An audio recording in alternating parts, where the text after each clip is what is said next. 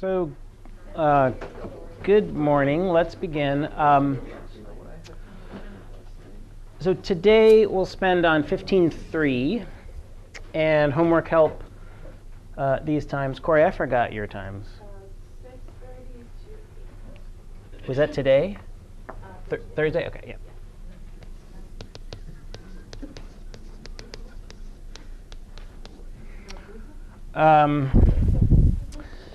Dave, I would want to write down that there's football on Thursdays. That there's There is football at the what? football at the what? Okay, yeah. And Mondays, right? Yeah. Yes. Okay, yeah, I remember seeing that. I read my community emails. So yes, football on Thursdays. Or soccer, as we call it here in America. just you know, trying to translate. Yeah, I know, but you wouldn't want people thinking it was American football showing up. And As far as they show up. okay, all right, yeah, I know. You just need a game, right? You don't really. I understand. So let's see. So before I say about getting to 15.3, I just wanted to say a few things about global mins and maxes and endpoints. So this was something I just forgot to mention last time. So suppose we have a function that's restricted on a certain domain, so it starts here and it ends there. And we could ask, well, so this would be a local maximum. And this is a local maximum, and it's also the global maximum, because it's the largest value the function can take on the interval where the function is allowed to be a function. This is a local minimum. It's not a global minimum, because it's not the smallest value. The smallest value is over here on the endpoint. So if you were trying to maximize, minimize, optimize this function, and you dutifully calculated first derivatives and set them equal to 0, and you got 3 answers, you would actually miss this global minimum. So you need to, this comes up in one of the web work problems when you're looking at a map of Colorado. I don't know if it's Colorado. It looks like Colorado, because it's a rectangle. It could be Wyoming. It could be Saskatchewan turned on its side. Anyway, I don't know why I projected Colorado into that. Anyway, I don't think this comes up in any sort of algebra ones, but there are sometimes in applications when a max or a min actually turns out to be at an endpoint. So that's also a benefit. I've sort of been preaching. When you're doing one of these problems that's a little bit complex, always make a plot or two so you kind of know what terrain you're traversing. OK, so that is that. The main topic for today is Lagrange multipliers, which is 15.3. And I can't remember if I covered that when you guys took the class. Did I? OK. Yeah. Oh, that's right. Yeah. So this is a somewhat more advanced technique for doing what are called constrained optimization problems, which is sort of like what all of economics is. So they come up in economics a lot. They also come up in physics not infrequently, and in other places as well. So I'm going to start with an example. It'll take a little while to work through, and then you'll get to do a couple of examples, and then I'll end with a bunch more talking. Anyway, so I think it'll probably be more talking from me at the beginning than usual, and then some examples, and then a little more talking from me at the end. Just, again, so you can kind of pace yourselves. OK, so the example, and this is, and again, I'm taking an example from the book because it's really hard to make examples have reasonable numbers. So, and have a doable amount of algebra. So here's the example. So we're going to have some production. We could imagine this as production of tofu if we wanted to personalize it. And it'll be x to the 2/3. Why do I want it? So the bottom line is, this is the function we want to maximize. And this particular, so we could just view this as a math problem. Or we could also think that this is what's known as a Cobb-Douglas production function. Do you guys ever? OK. And so, which I guess when these exponents add up, it means it constant returns to scale, which means that, OK, so the picture here is that this might be labor, your tofu makers. You have to pay them. And this might be the supplies, soybeans and some sort of a conglomerate, not conglomerate, something that Coagulate, that's the word I'm looking for, coagulate, yep. I was doing a glutenate, and I'm like, no, that's not right. Anyway, some coagulant, some soybeans, who knows what else. Probably not too much, and then some labor. And so this says if you double the amount you spend on labor and physical capital, you're going to double your production no matter what the values of x and y are. So and I think that's why economists like it, because it's constant returns to scale. Again, we can just view this as a math problem. It could be x and y, or this could be tofu labor and tofu capital. OK, so contour lines, I might want to make a bigger picture of this, because I think contour lines for this might look something like this, where presumably this is x and that's y, and this might be 1, 2, and 3. So we're looking at tons of, who knows what the units are, tons of tofu produced for a certain amount of labor and capital input. And being capitalists, we want to maximize production, I guess. Or just being tofu lovers, or even living in a community which others love tofu. We want to make as much tofu as possible. You do need 20 square meters of the stuff. Yeah, exactly. Yeah, we've placed this delivery, so this invoice is in. So we got to make a lot. And so if we wanted to maximize production, well, we would just make x as big as possible and y as big as possible. And this equation says you can make an infinite amount of tofu. And sadly, we know that the world is not that way because we live in a world of constraints. Right? We have a budget. Right? If you have, it's easier in a business if you have an infinite amount of money, but we don't. Instead, we're going to imagine we have 3.78 is our budget. OK, so we have a constraint, which we'll call g of x and y.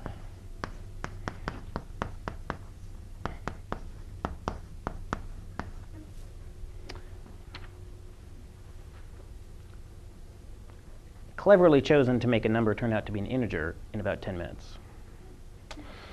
So that's where that 3.78 comes from. And so the picture here is maybe we're going to measure both of these in dollars. How many dollars, or thousands of dollars, how many thousands of dollars we spend on labor in our tofu factory, how many thousands of dollars we spend on capital. And we have $3,780 that we can use in this tofu making year. So we want to know, of this $3,780, how do we allocate it between these two to make the most tofu? Would you guess you would spend more on x or y, by the way?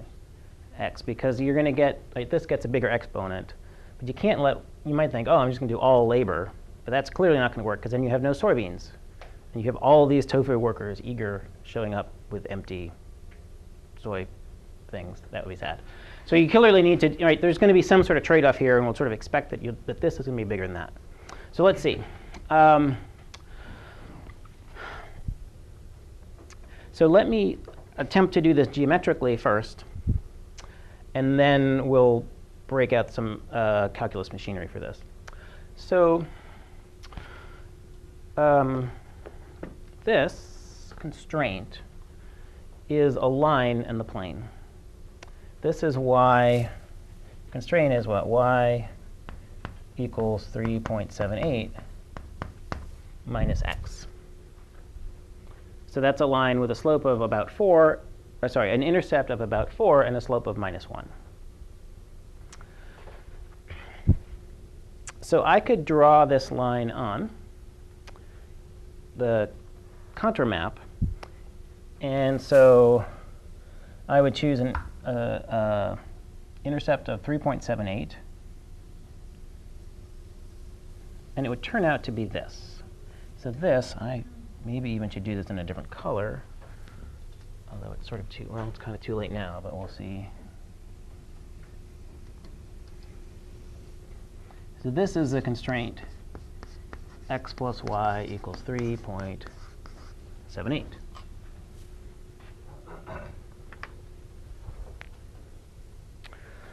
All right. So the picture here is, given our budget, I can't just choose any point in this contour map. I can imagine sort of like I get to walk along this orange line. I'm wondering, what could I do? I could have all labor and no capital. All right, that's clearly a bad idea. I could have all capital and no labor, soybeans, but tofu's not going to make itself. So, all right, that's not going to be good. So, somewhere in the middle, where is that going to be? And so here's a way, maybe another way to sort of picture this. So suppose this is a mountain, and the orange line is a trail, a hiking trail on the mountain. Where along your hike are you at the maximum value? You don't ever, right, the mountain just keeps going up this way. You don't get to the very top of the mountain. But for your particular hike, your journey along here, where are you at the top? Where you touch the structure. Yeah, and so you could sort of picture. Okay, so the maximum value is going to occur where your path, the constraint, is parallel to the contour line. And I feel like this is something, at least every time I think about this, my inner dialogue goes something like this. That doesn't make sense. Oh, of course, that's obvious. No, I don't. Oh, yeah, no, it is obvious. I don't.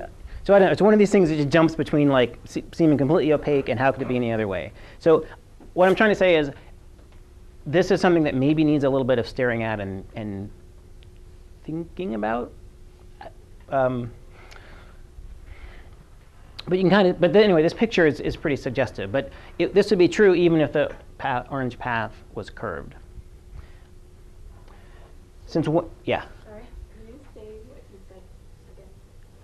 Sure. At the maximum, the constraint path you're walking on is parallel to a contour line. And you're looking for maximum contour?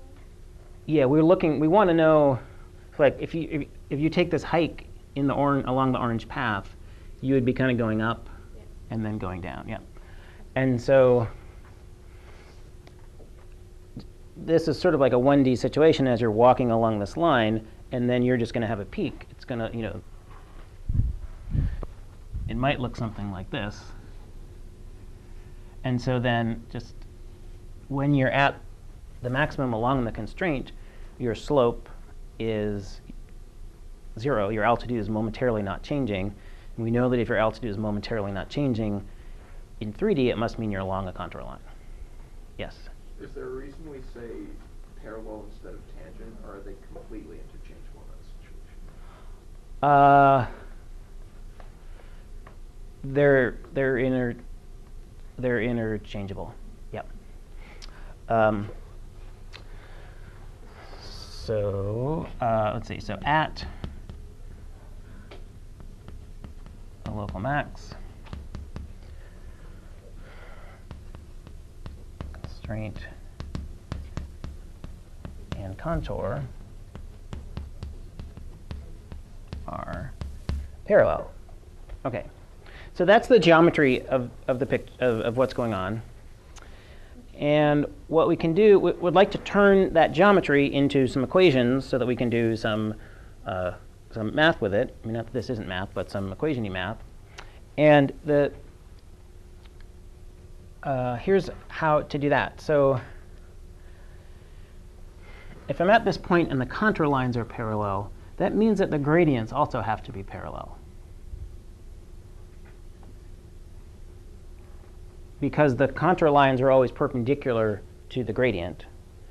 And so if your contour lines are the same, your gradients are the same. Thus, the condition then is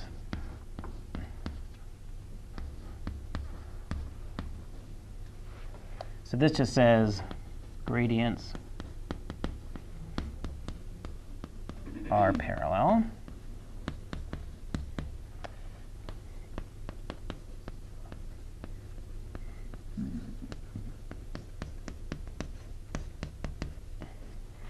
And this thing that sort of looks like an upside down dyslexic y is the Greek lowercase lambda. And it's known as a Lagrange multiplier. And so this framework for solving these types of problems was put forth by Lagrange, I think, in the late 1800s, which actually makes this incredibly modern for a calculus class. Where in physics do you see this? So this happens in physics if you're trying to determine the equations of motion of an object subject to a constraint. So like a ball rolling in a bowl, or a bead constrained to move around a wire in a certain way.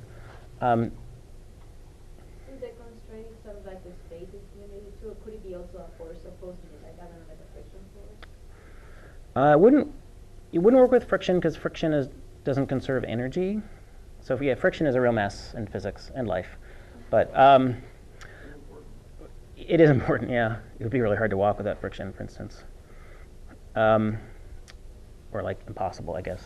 I don't know what would all be swimming or something along the ground. Anyway, so the beauty of this, as we'll see, is that, I mean, the physics applications of this are a lot more complicated, but it will let us think about constraints without having to worry about the forces that are doing the constraining. So this definitely does come up in physics, but typically it's a more advanced thing. So Lagrangian mechanics is more like a junior level sort of thing.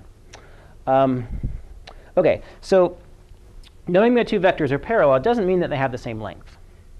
So it could be that one, and it usually is, that one is a scalar multiple of another. They're not exactly identical. They just point in the same direction. And so that's why it's not a direct equal sign. There's this lambda here. And for now, lambda is just going to be some letter that hopefully is fun to draw. We're not going to worry about what it means for a little bit. OK, so now what I want to do is I want to use this equation to solve for this point. Remember, we're tofu makers, and this is fun math, but we need to know, how do I optimize production given this budget constraint? So let's do that. OK. So let's see here.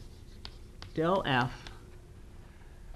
is going to be 2/3 x to the minus 1/3 y to the 1/3 I hat plus 1/3 x to the 2/3 y to the minus 2/3 I j hat. So this is just the x derivative of f. That's just the y derivative of x. We put them together into the magic gradient vector that lets us do things.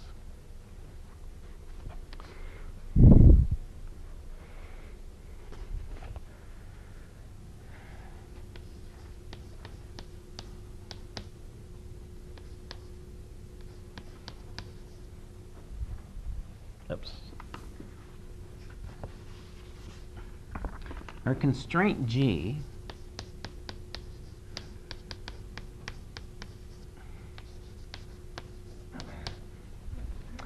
is x plus y, and that has a really nice gradient vector. It's just 1i plus 1j.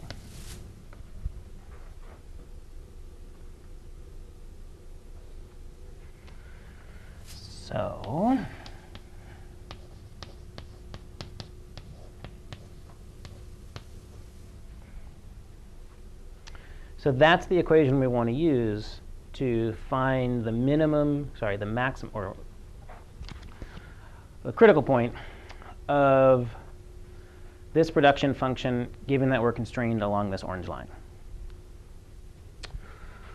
So let's see. How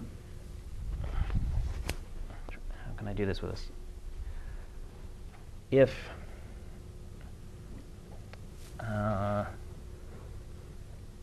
I guess I'll just write this out.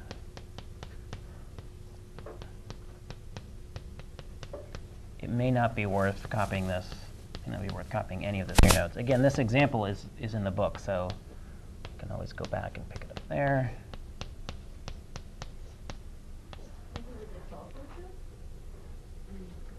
No, that book doesn't talk about tofu. Yeah, it's just x and y for them. They don't even mention that this is a Cobb-Douglas reduction function. But anyway.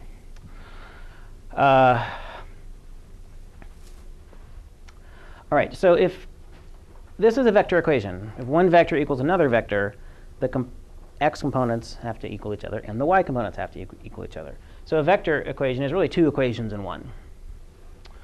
So in order for this to be true, blah has to equal lambda, and blah has to equal lambda.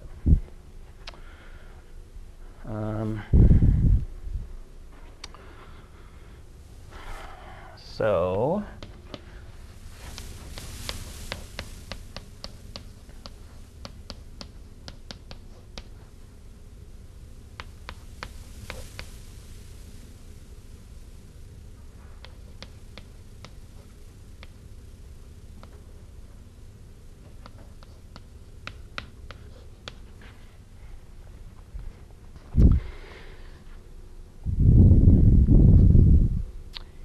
and in this particular, sorry, go ahead, go for it. Okay. So in this particular case, they both happen to equal lambda, and that's really nice because then if blah equals lambda and other blah equals lambda, then blah equals other blah. So lambda is gone.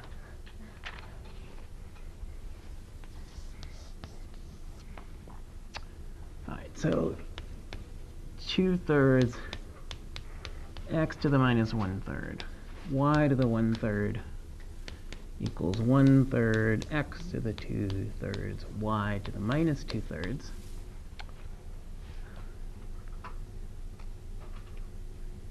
And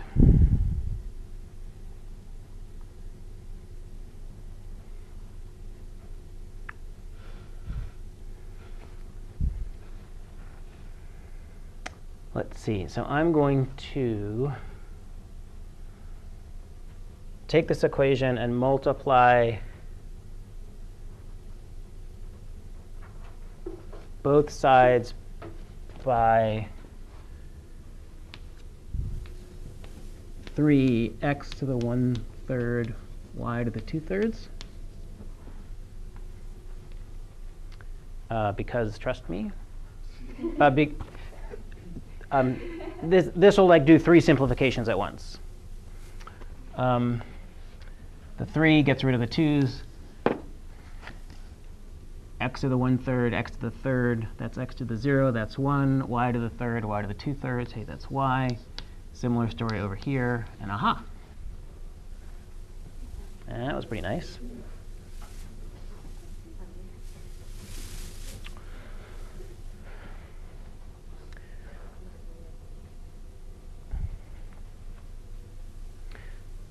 So note that we expected to use more x than y, and that's what we're seeing. So like if y was 1, x is 2.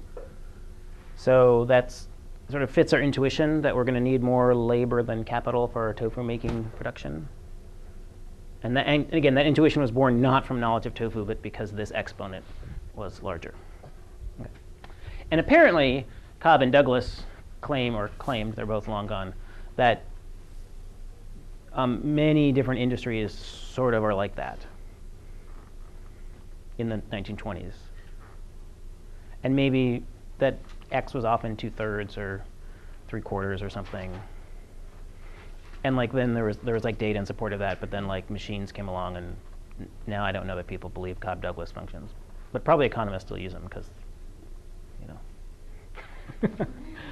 All right, so would like an actual number. So this says, okay, spend more on labor than capital, but the tofu makers want to know, but like how much? How do you know what I do? Oh, right, but I've got this thing, so we can plug back into here. But x plus y is 3.78. So let's see, what is it? What happens? 2y plus y equals 3.78. And that's going to give y is 3.78 over 3, which happens to be 1.26.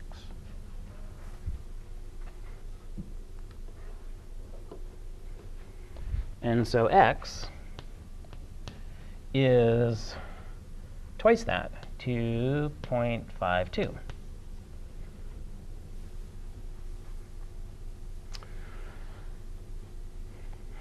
So we now have an optimally running tofu production. And you might want to know, hey, how much tofu are we going to get from this amount of labor and capital? That would be good to know, so you can figure out how big a car you're going to buy, all that sort of stuff. So let's see. Well, I can just plug in f of 2.52, 1.26 is, well, 2.52 to the 2/3, 1.26 to the 1/3. And I claim actually that this is going to be pretty close to 2.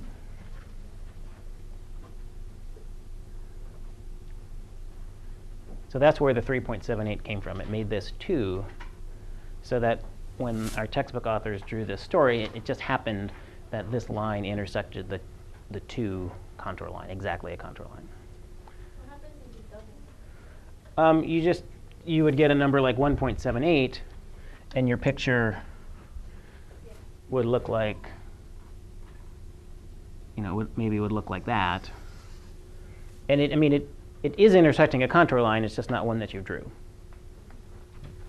So you could still treat it as the local maximum. Exactly. Yep.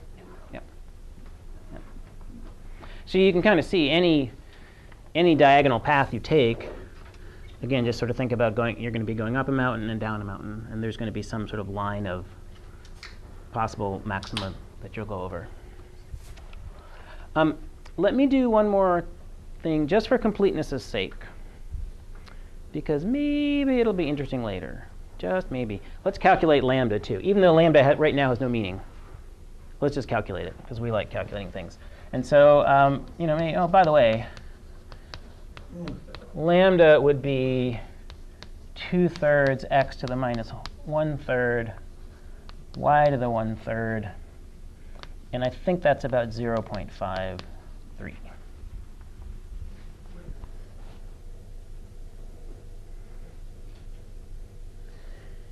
At which point you might say, oh, OK, well, whatever.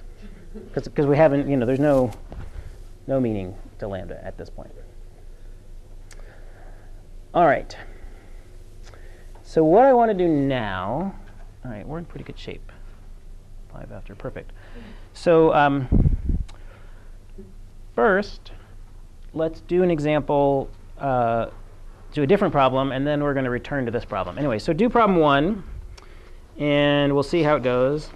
And then we'll do problem 2, and that will lead us to interesting things. So let's go through this example.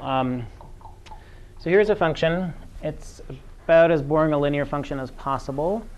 X plus y. Contour lines, we want to know what are the x and y values that make the function, thinking of it as a z, a constant c. We can turn that into the equation for a line, y equals c minus x. And we see that as the intercept as the altitude z gets larger, the intercept for that line gets larger. So we get a bunch of parallel lines, slope of -1, and the altitude is increasing in this direction. So if we're walking in this direction, we're going straight up. So then we have a circle. We have a circle of radius 2. And so then picture now is, if we're constrained to lie on this circle, what's the maximum value of this plane? And at this point, you can probably see it geometrically. It's going to be, the maximum value is going to be here. And also, that's where the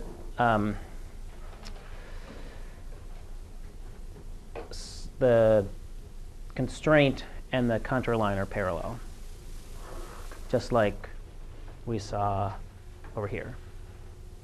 That means that their gradients are equal. And so we use this equation to do our constrained maximization.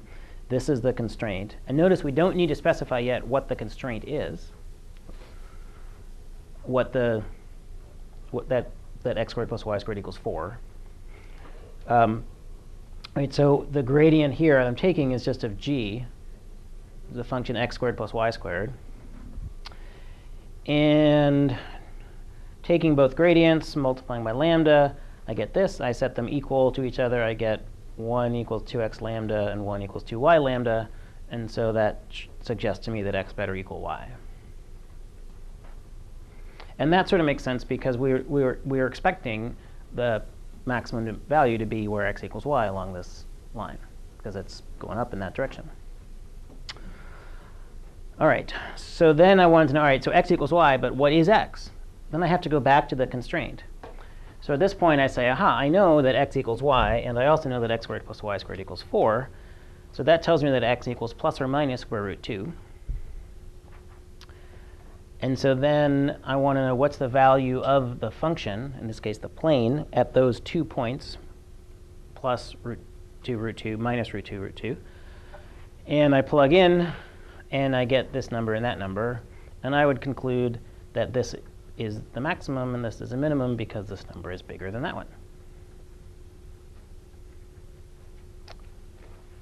So this problem is sort of geometrically simple enough that you almost don't need Lagrange multipliers for this. So the point of this is largely sort of to illustrate how Lagrange multipliers work out. Yeah? Say this was like a way more complicated question for the f of, for figuring like plus or minus 2, would you have to try all 4 possibilities if it was one where it wasn't obvious like it is in this case? Or would you always just have to do like signs with like signs? Or? Here, I'm doing like signs with like signs because the math, because those are the only possibilities. Because x has to equal y, so whatever x is, y has to be. Okay. And geometrically, you could see they're perpendicular here. Yeah. In fact, yeah. But in general, yeah. Your point is correct. If we had 4 possibilities, we'll have to try 4 possibilities. And it could be even worse still. Suppose instead of having this be the circle, it was the upper half circle.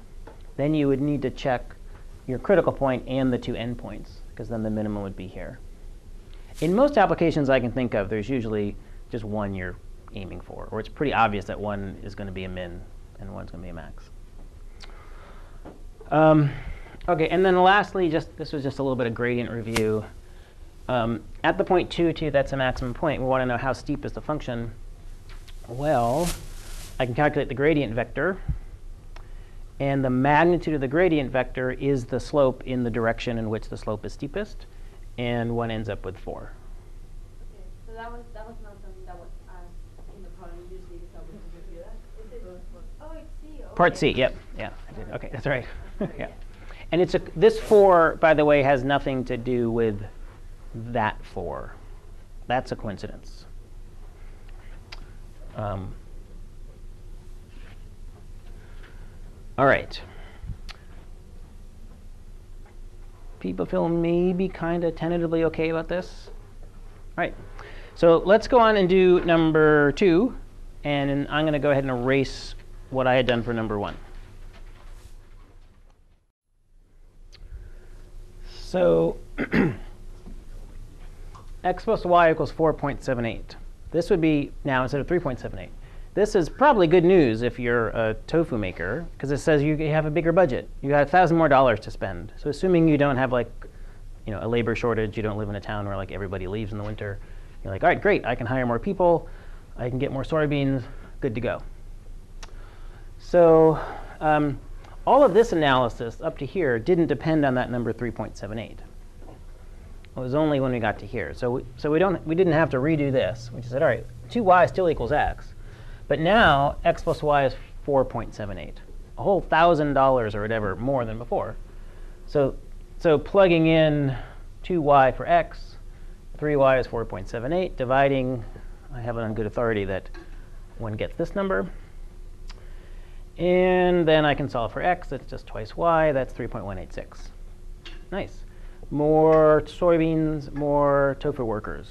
That's going to make more tofu. Let's see how much more tofu. So I plug into my production function. The Cobb-Douglas production function tells me how much production I'll get from this amount of inputs. And I get 2.53.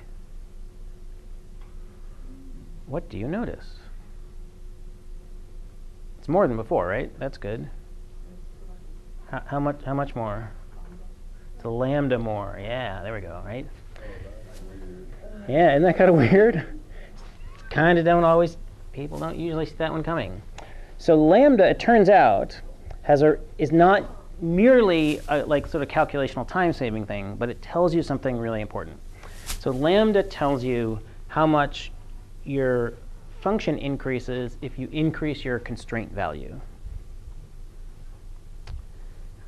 So let me write that down and then do some a sort of proof of this statement, because maybe this was just a coincidence. Then, so let's see. So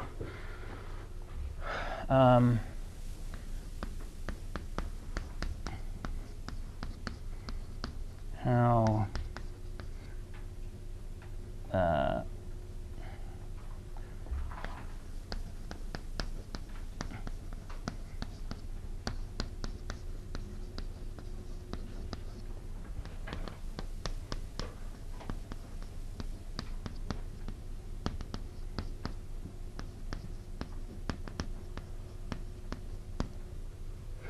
so this is a somewhat informal statement, but it gets the idea across.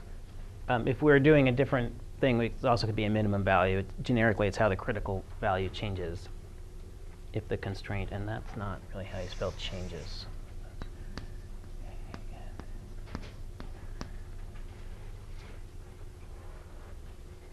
For any changes, can the constraint change? Yeah, it is. Because for us, it was the constraint changes of 1. Right, and so the more general statement is df max dc equals lambda. So this is, so the notation here is going to get confusing, and it's going to get a little bit potentially abstract.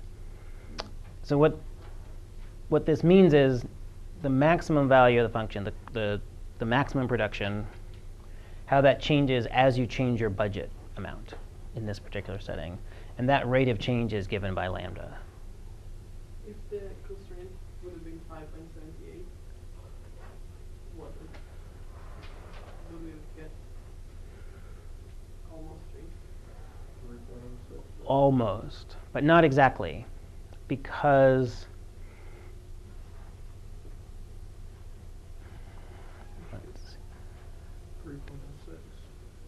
but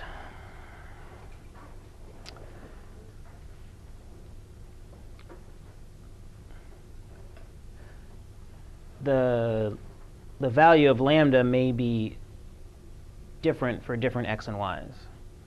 Lambda is not necessarily constant. How do we know that it wasn't this case?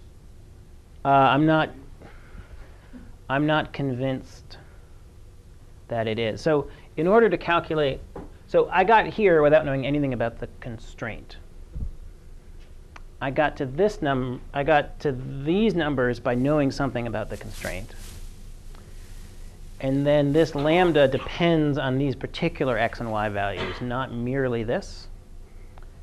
And so one may, in general, have different lambdas for different constraints. So how to say this? So like that example a while back of like I'm consuming Cliff Bars. I like two Cliff Bars per Wednesday. And you said, yeah, but maybe like not every day is like a Wednesday, and so you don't consume at a constant rate. And I'm like, actually, that's probably true. So this actually just tells me my rate of consumption on Wednesday, and it might be different on Tuesday. So the same sort of thing. Lambda is telling us how the maximum value changes with our budget constraint, but that change may be different depending on what we're changing from. If we're going from a budget of $3 to a budget of $4, that might be different than if we're going from a budget of $100 to $101.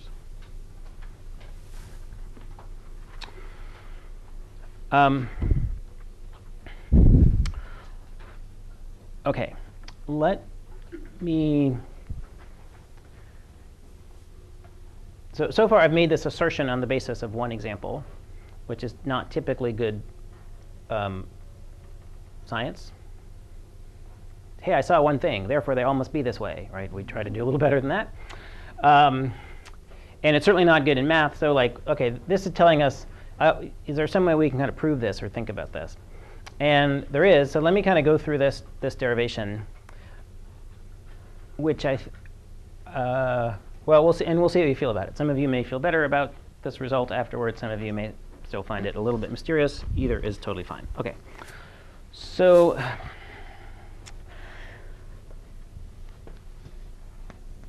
df dc, and I think I just want to put df dc. So this depends on the constraint. And why does it depend on the constraint? Because the constraint determines what x and y are.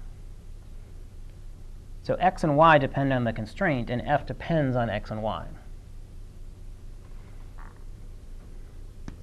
So f depends on x, but x depends on the constraint. And it will be the same for y? Exactly. So f depends on y, but where did that y value came from? Where did it come from? It came from the constraint. So y has a constraint dependence. Different constraint values give you different x and y values. And those all combine together to give you a different f value. But at the maximum, or in general at a critical point,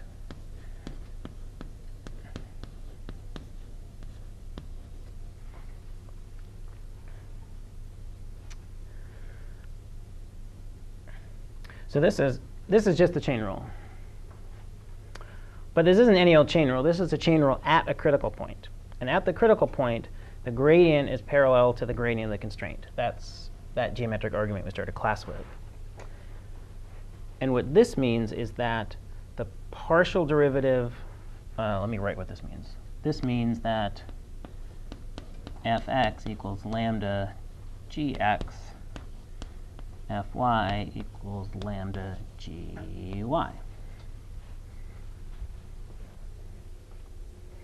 And this is just what you did, say, like over here. That's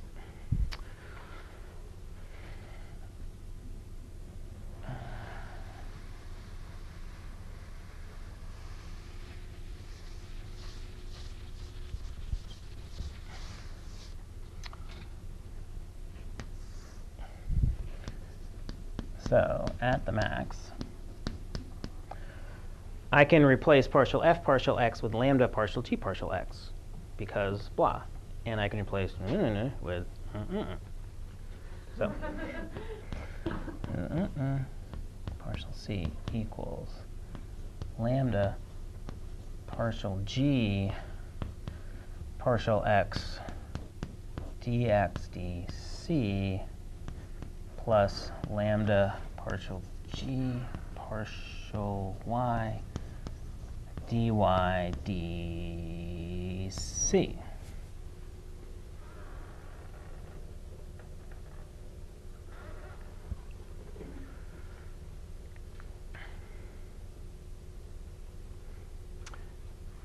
OK. So what does the right-hand side look like? How can we simplify the right-hand side? I mean, there's a lambda on both terms. We can pull that out. And then what are we left with? I mean, if I had asked you this question yesterday before you knew about Lagrange multipliers, just like, what's that?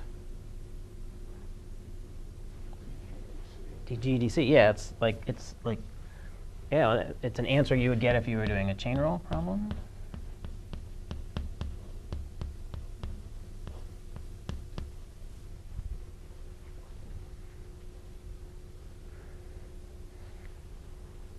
Because g depends on x, and x depends on c, and g depends on y, and y depends on c. And we know, well, that just gives us the total dependence of g on c.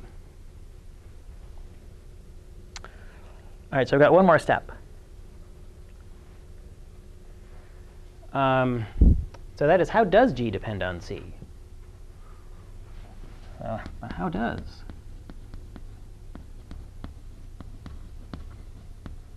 Depend on C. Well, what is G? Constraint. It's a constraint, and the constraint is constant. That's what's constraining about it. And we symbolize that constraint with C. I feel like there's a lot of life metaphors you could do with. All of economics is constrained optimization. Probably all of life is a constrained optimization problem. So dg dc is just 1. Oh, that becomes 1. Thus, df dc equals lambda. So that was the whoa moment. I was thinking this might be the beginning of the woe, like, you know, like, so this lambda that I was like, it's just some funny old number. But you know, there can be woes anywhere you want. I'm not going to prescribe a woe. Yep. So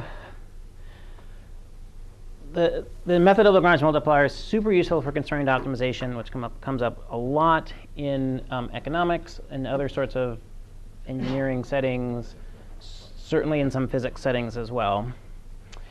And it's a really nice machinery that you can, one of these things you can solve problems relatively simply, which might mean like in a page or two as opposed to dozens of pages, that you would think you would almost be unsolvable. So it's kind of one of the, it's a really nice tool. And more than just being a handy calculational device, we kind of get something we didn't bargain for, which is this Lagrange multiplier, which not only makes some of the math nice, but has an interpretation in and of itself. So this tells you in this particular context how much more production would I get if I increase my budget by 1,000. You can just get that, you know, right away from this problem. In physics settings, these are often related to the forces of constraint. So if you have a ball that's constrained to roll around the interior surface of a bowl, you can just basically sort of force it to always live on, you know, within a constrained equation to always be on that surface of a bowl. And then later on, you could calculate what the force was that's actually keeping it on that surface, which would be related to a Lagrange multiplier. So super useful there in various mechanics settings as well. So I'm going to guess we're saturated for today. So I have faculty meeting at 11, but that's not for 15 minutes or so. So I'll go over to the dining hall, and if people have homework questions now, I'm happy to talk. And I'm available tonight as well.